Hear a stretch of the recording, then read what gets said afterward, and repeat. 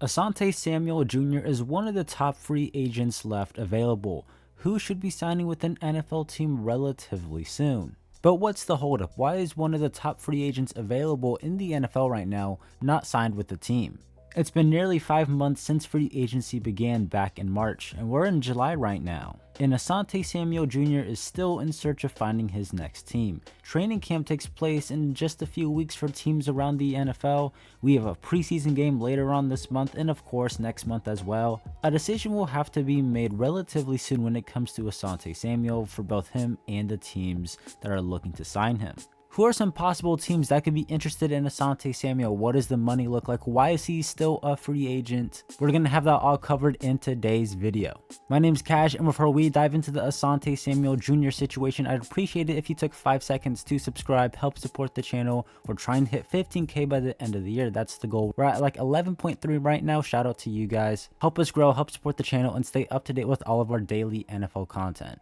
Asante Samuel was a second-round pick in the 2021 NFL Draft by the Los Angeles Chargers, where he would spend the next 4 years playing.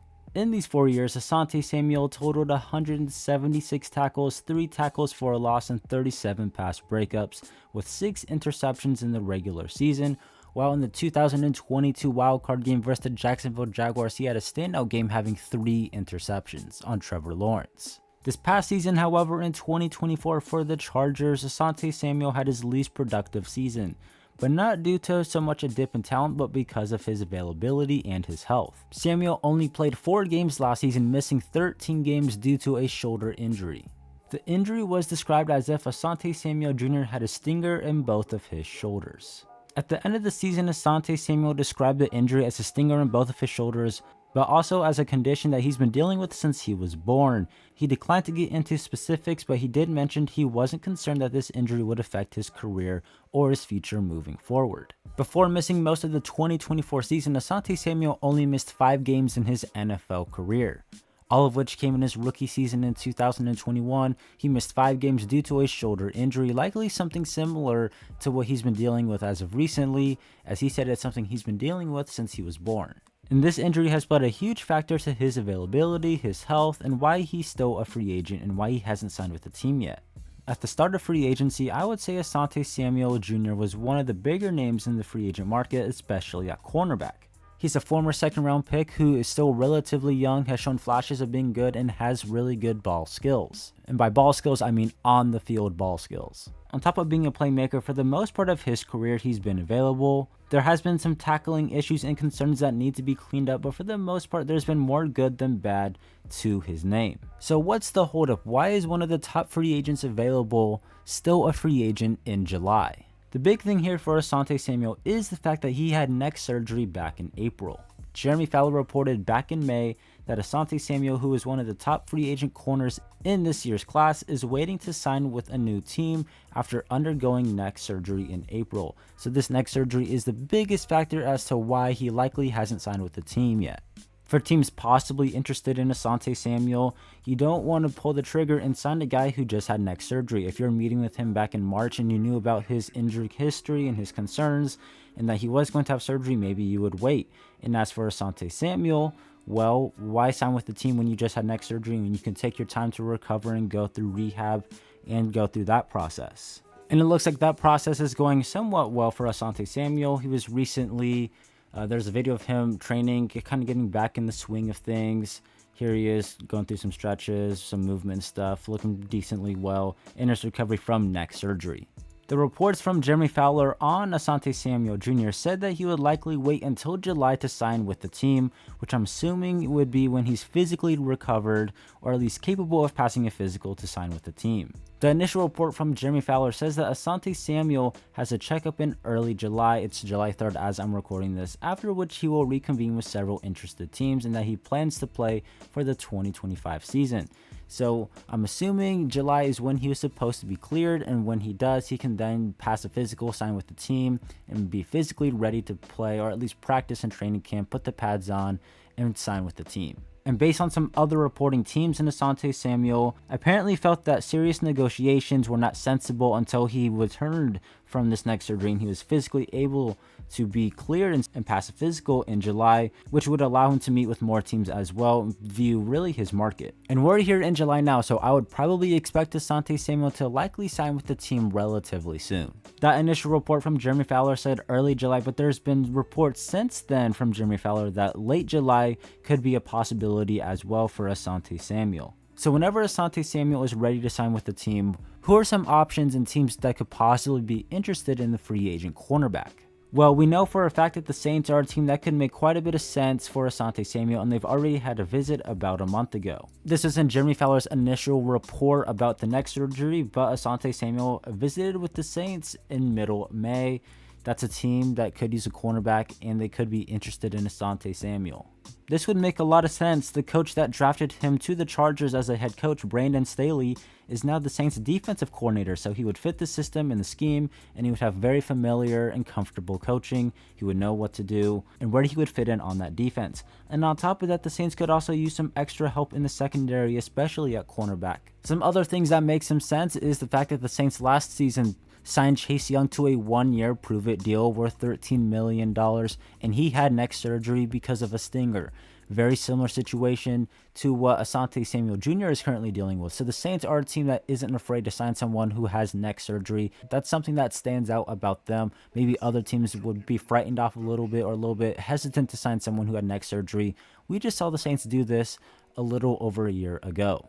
The Saints were not the only team Asante Samuel had a visit with this offseason, but before he even had a surgery in April, during free agency, the Cardinals hosted cornerback Asante Samuel on a visit, so that's another team that he met with. But I don't know if the Cardinals would still be interested in him. They did draft Will Johnson in the second round. I don't know if that changes their plans. I don't think it would hurt to add Asante Samuel to the Cardinals. And the Cardinals drafting Will Johnson, who had injury concerns, I don't think the neck surgery is too much of a concern for the Cardinals either, but I'm curious to see if they'd still be at least interested.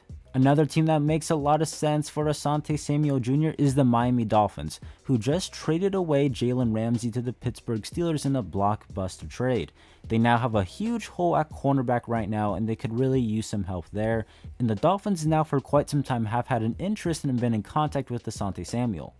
This was reported back in May, but the Dolphins have reached out to free agent cornerback Asante Samuel while maintaining dialogue with other proven vet corners because, well, they needed another cornerback, and especially now after trading Jalen Ramsey. We got more reports from Barry Jackson also saying, as he reported weeks ago, the Dolphins made an offer to the Bills free agent cornerback Russell Douglas, and it remains possible that they come to a conclusion, but Asante Samuel Jr. also remains on the radar and is someone who they would like to possibly look into. And all of this was reported before the Dolphins traded away Jalen Ramsey. So it's even more urgent now, and he's probably more on the radar now than he was a few weeks ago.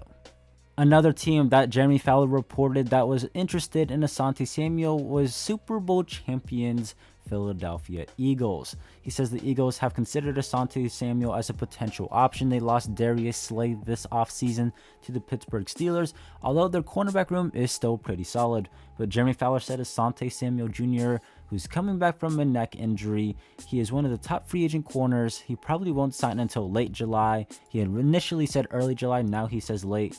I do know that the Eagles have thought about that one, and he's someone on the radar as well. There's a lot of interest in Asante Samuel Jr. Right now we got the Saints, the Cardinals, Dolphins, and now the Eagles, and we have just a few more teams to list that we just know of. The final teams to mention that are interested in Asante Samuel Jr. are the 49ers, who are amongst teams monitoring the former cornerback of the LA Chargers situation and his injury rehab.